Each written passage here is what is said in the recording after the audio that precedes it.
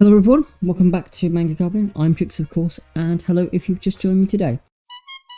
We're going to continue our series on Necromunda, where we're going to look at some hired scum and we're going to look at some bounty hunters, including the Venator Gang, and we're also going to have a quick look at a couple of hangers-on. First thing I want to talk about is the rules behind hired scum and bounty hunters and how they work in gangs. Now, according to what I read, basically what will happen is when you buy a bounty hunter or a hired scum. Now, I'm not sure if they've changed the rules on this because I can't see anything to say about it, but they don't stay with you for very long. Hired scum, like, it's per battle that you hire for them for, so per skirmish or whatever. Bounty hunters do kind of stay with you. We'll get our bit. If at the end of the update roster step of the post-battle sequence, only one of the dead, not alive, or claiming bounty special rules has been used, roll a d6. On a 4 or higher, the bounty hunter is dissatisfied with their earnings and it is available for free the next battle. If the result is 1 to 3, they take the credits and leave, which means you have to pay for them unless you roll a 4 or more. I don't like this rule. What I would do is I would change it slightly, and the hired scum you have to pay for each battle. So what I would do is you buy it at the beginning of your gang creation for the campaign or whatever, and what I would do is I would change the rules on the 4 or 6, right? On a 4 or 6, I would say that they leave your gang for that battle, but come back the following one. I would only say that bounty hunters and scum you buy at the gang creation phase, and you keep them in your gang for the duration of the campaign, because there are large credits in bounty hunters are. Hired scum not so much.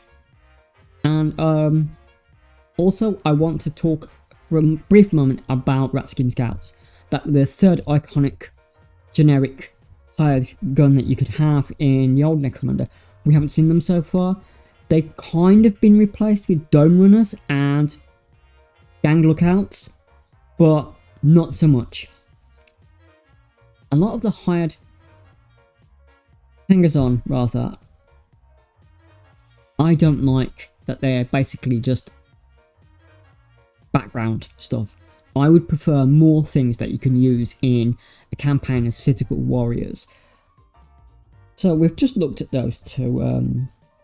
Hired scum and bounty hunters have very different stats, whereas the hired scum have movement 5, weapon skill 4, ballistic skill 4, strength 3, toughness 3, wounds 1, initiative 4, attacks 1, leadership 8, cool 8, willpower 8, and intelligence 8. Whereas bounty hunters have 3 stat profiles, and they can represent the various different races or kindreds that you can get. For example, one has movement 5, weapon skill ballistic skill of 3, strength 3, toughness 3, 2 wounds, initiative 3+, attacks 1, leadership 7, cool 5, willpower 6, intelligence 6+. Another one has 3-inch movement. That's supposed to represent squats or space dwarves. Weapon skill 3+, ballistic skill 4+, strength 3, toughness 4, again they've got higher toughness as a squat or space dwarf. Wounds 2, again. Initiative 5+, squats were kind of slower than regular humanoids. Attacks 1, leadership 5+, cool 7+, willpower 5+, and intelligence 5+. The last profile is movement of 4, which is basic human movement. Weapon skill 3+, ballistic skill 3+, strength 3+, strength 3, sorry. Toughness 4, wounds 1, initiative 4+, attacks 2, so you got 2 attacks on that one, but you lose a wound. Leadership 7+, cool 6+, willpower 7+, and intelligence 8+. If you're an outlaw gang and you hire an outlaw bounty hunter, they're basically outlaws at the generation, you can choose legal value of 10 or below on the black market for bounty hunters. For scum, it's 7 or below. So Scum can have 60 credits worth of gear, and Bounty Hunters can have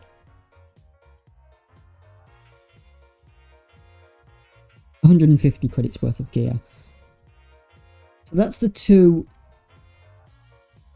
hired guns. Now, certain gangs do have individuals that will be counted as part of the gang roster.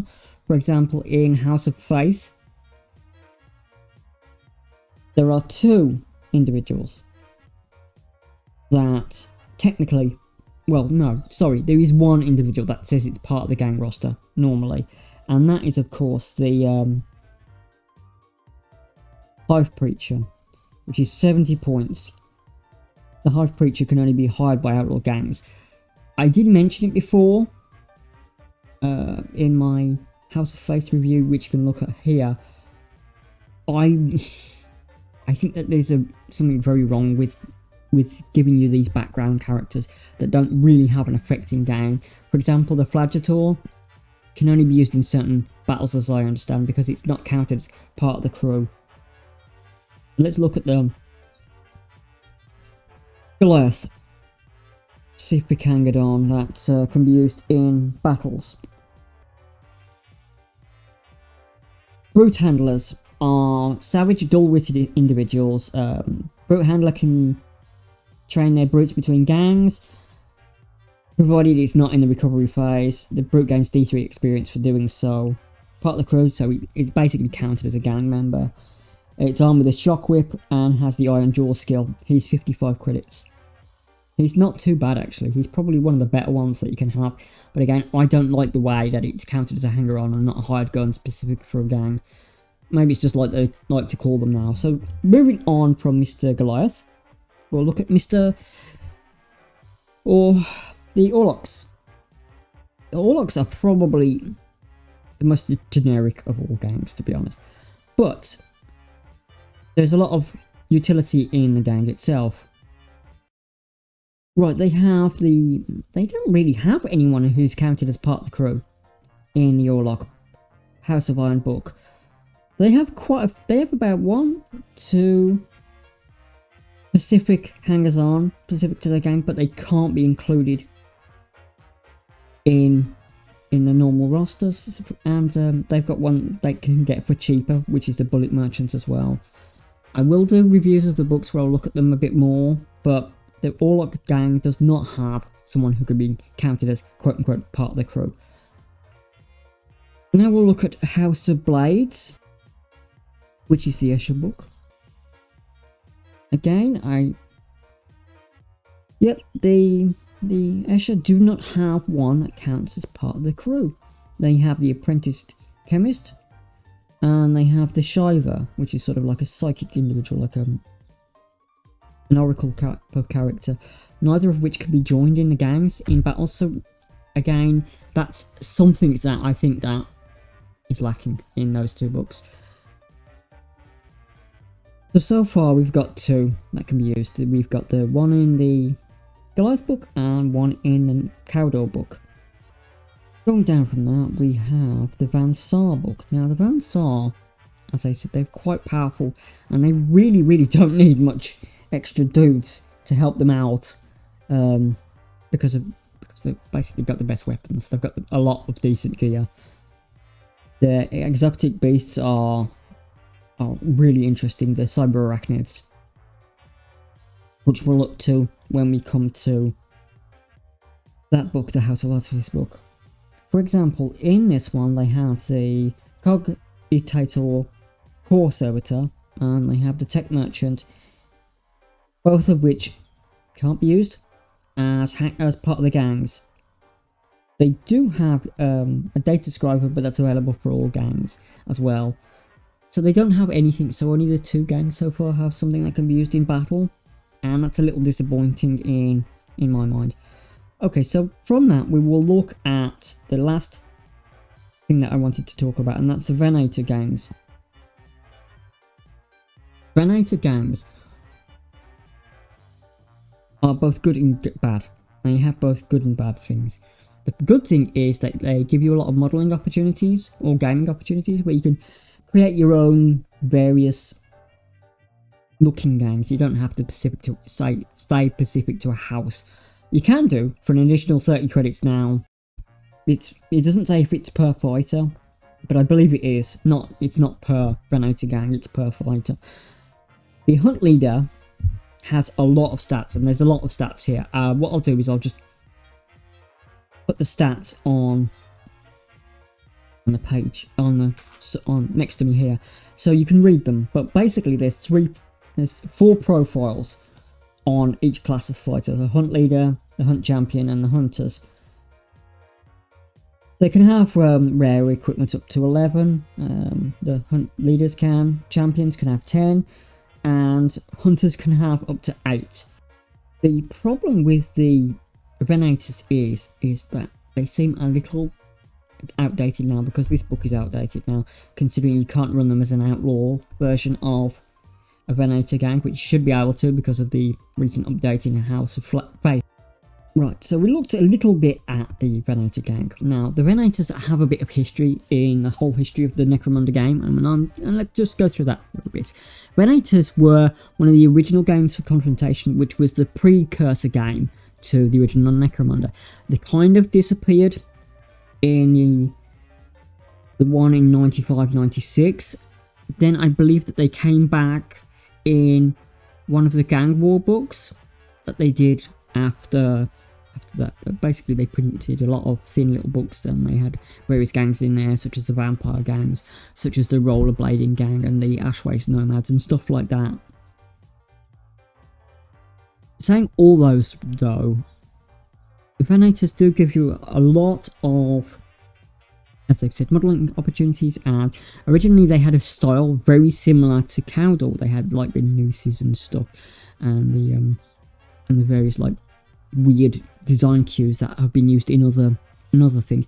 Now, I did talk to one of the creators about this point at one point in time, and I asked him specifically, did Cowdle take inspiration from the Venators, or basically were they the second generation of the Venators? And he went, no, they have some design similarities, sure, but they don't have any background similarities. That's it. So there we go. That's a little bit of a mystery that I cleared up for people, or myself rather. Right, so we'll just talk a little bit about a couple of other hired guns that you used to be able to get in Necromunda, and I think should return. Ratskin Scouts, I've mentioned before here, I believe in this video, but I think they've got some issues with what they want to do with the design of Ratskins, and as I've said, they've been largely replaced by Dome Runners and Gang Lookouts. Ratskin Scouts rather were more interesting because they could basically detect environmental issues, for example, like hive quakes and stuff. They were immune to them and stuff like that, as were the Ratskin Renegade Gang that were in. Will they come back? I don't know. I hope they do, but I know there's a lot of issues regarding their design cues. Going on from that one, there was a gang called the Pit Slave Gang. The Pit Slaves were a sort of augmented human. They were sort of like, had like mechanical weapons grafted onto them, so they'd have saws, hammers, chainsaws, you know, industrial type tools, and then they had like well, they used to pit them in like pit fights against each other, and the gang were basically individuals that had run away from these pit fights. Now, I did talk to someone and he said that they were replaced by the Slave Arguing Gang. Now, if that's true, I'm really sad about that.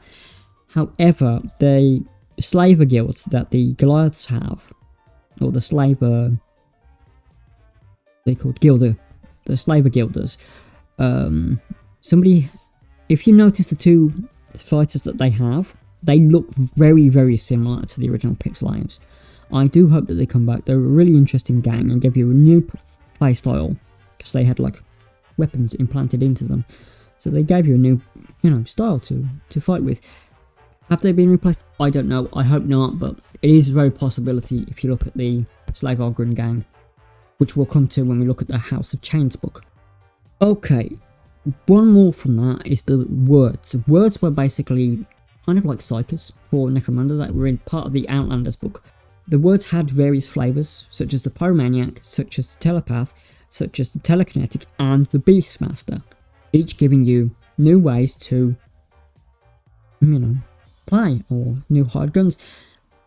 Again, I probably won't like the way that they rule them if they do include them, which means you have to rehire them every game, except for that weird bounty hunter rule, which we talked about before. These are simple house rules that can just largely be talked to with your group. If you agree to, you know, pay for them gang creation, I don't see a problem where you don't, you know, keep them for the entire campaign. Maybe some people do, that's just me. Again, these are just my opinions, and these are just my thoughts on a game that I've been looking at and enjoying since 1996, 1997, so it's quite a long time. So that's it, everybody. That's the video for today. There are lots and lots of hangers on, and we will do the video on hangers on more. This is just done more on the Venators and the Bounty Hunters and the Scum and stuff. And we talked a little bit about what could come back from the old game. There were a few other like hired guns in the Fanatic magazines or the Gang War magazines that they did. Such as, like, they had like an Ashwaste scout individual who could help you in the Ash Wastes. There was a couple of others like that, such as like the one that was basically Buffy the Vampire Slayer was like the opponent against the vampire gangs, which was a bit. There was a lot of things back then that they used to use rather, you know, bringing pulp references or sci-fi or fantasy references into the game. It's kind of lost it a bit now, but there we go. There we go. Just thought I'd add that in the end. So thank you everyone for watching. Do take care of yourself, and bye bye.